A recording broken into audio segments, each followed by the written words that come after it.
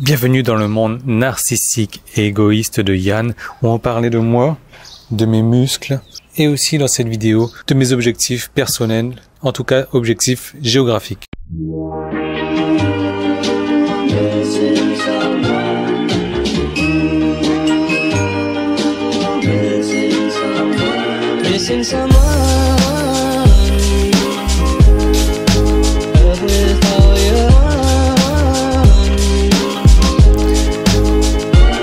Alors oui, vous l'avez remarqué dernièrement, j'ai changé un peu mon avis par rapport à la Thaïlande. C'est-à-dire qu'avant, je faisais l'éloge de la Thaïlande. Pour moi, la Thaïlande, c'était un pays nouveau, un pays que j'adorais beaucoup. Et au fur et à mesure, ce qui s'est passé, c'est qu'il y a eu des petites choses qui font que ce pays a commencé à me déplaire. Et dernièrement, certaines gouttes d'eau ont fait déborder le vase et j'ai saturé au niveau de la Thaïlande. Alors, je suis pas en train de cracher dans la soupe parce que de toute manière, 99% des gens qui viennent en Thaïlande vont vous dire la Thaïlande, c'est un pays formidable. Et après, les personnes qui vont vous dire, le 1% restant qui vont vous dire le contraire, ce sont peut-être des personnes comme moi qui n'ont pas pu s'adapter ou se plier à leurs règles et leurs coutumes et leurs conneries et qui ont eu une expérience suffisante aussi pour en parler parce que moi ça fait quand même plus de 6 ans maintenant que je suis en Thaïlande. Mais voilà, je suis pas en train de cracher dans la soupe. J'ai pas craché non plus dans la soupe de la France quand j'ai quitté la France. J'ai quitté la France parce que c'est un pays qui ne me convenait plus. Enfin, surtout la Réunion parce que c'était devenu trop petit pour moi. Vous imaginez une île qui fait 80 km sur 40 km. Quand vous n'avez jamais quitté la Réunion, il y a aucun problème. Je veux dire, vous savez pas que le monde est grand et qu'il y a autre chose à voir ailleurs. Mais dès lors que vous commencez à voyager, là vous dites, waouh, je reviens sur mon île, il y a rien à faire. Je fais le tour de l'île en 2 heures, 2 heures et demie.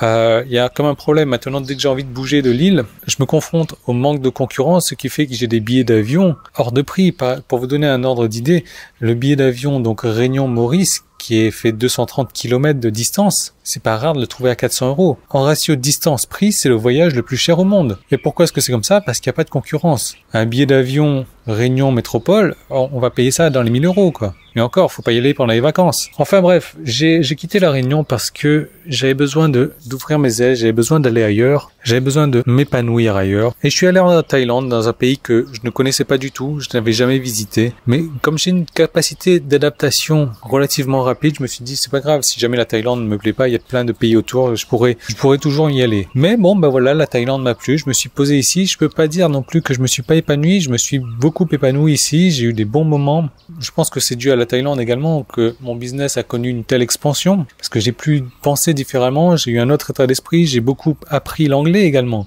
Parce qu'en étant dans le pays, forcément, j'étais obligé d'améliorer mon anglais. Mais voilà, au bout de 6 ans, je pense que j'ai fait le tour. C'est ce que j'estime personnellement. J'estime que la Thaïlande n'a plus rien à m'apporter ou à me surprendre en tout cas. Et je suis quelqu'un qui aime beaucoup les surprises, un peu comme tout le monde, je suppose. Et si vous arrivez à savoir d'avance ce que quelqu'un pense de vous, ce que quelqu'un va faire ou je trouve ça chiant et ennuyant. Pour moi, les Thaïs aujourd'hui sont trop stéréotypés. Ils sont tous fabriqués dans le même moule. On leur a tous lavé le cerveau pour penser de la même manière. Ils s'habillent tous pareil. Ils ont tous les mêmes comportements. Au début, c'est pas quelque chose que j'avais remarqué. Maintenant, je me rends compte que quand certains étrangers avec beaucoup plus d'expérience que moi me disent « Oui, la Thaïlande », alors je sais que vous n'allez pas être d'accord avec moi en disant « Oui, la Thaïlande, c'est le pays du sourire ». Oui, mais c'est un pays du sourire hypocrite.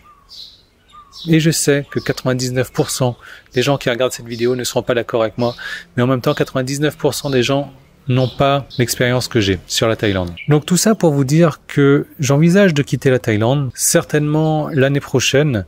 En tout cas, je me laisse 1 an à partir de maintenant pour faire le nécessaire pour quitter la Thaïlande. Je me sens étouffé encore une fois ici. J'ai un ami qui me dit que j'ai le syndrome du papillon. Donc le syndrome du papillon, c'est tout simplement l'envie, le besoin de bouger tous les 7 ans.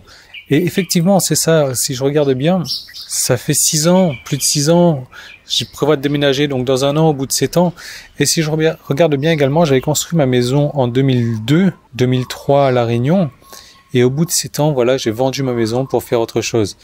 Donc oui, je suis peut-être atteint de ce syndrome du papillon, j'ai peut-être besoin de bouger, mais j'estime qu'ici, je me sens un peu trop, comme à La Réunion, étouffé. Je n'ai pas envie de me retrouver dans un moule thaï, à penser comme les Thaïs également. Donc je ne sais pas encore où je vais aller, j'ai quelques petites idées, j'ai quelques petites sources, mais le monde est grand. Quand on regarde la taille de la Thaïlande par rapport au reste du monde, je sais juste que j'ai quelques critères, quelques standards où je n'aime pas l'hiver, je n'aime pas avoir froid.